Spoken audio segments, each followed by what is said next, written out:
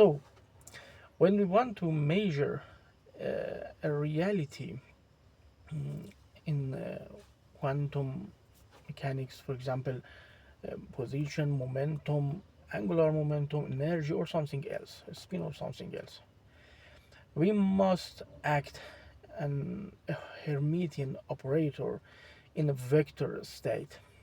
And this operator is in fact the matrix representation of the that thing that we want to measure in lab.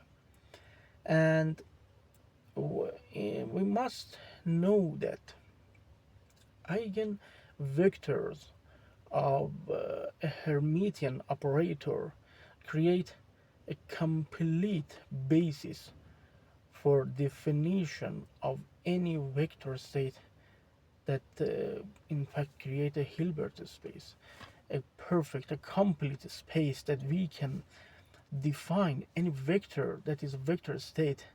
And the eigenvalues of such an operator are real numbers that you can measure in lab.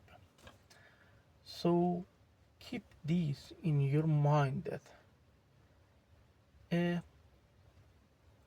for example, operator that is a representation, matrix representation of, for example, momentum, position, angular momentum, energy, or something else.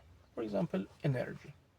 Hamiltonian is the matrix representation of energy operator that we can act on a vector state and take the real values that are eigenvalues that we can measure as energy in our experiments in our laboratory or somewhere else.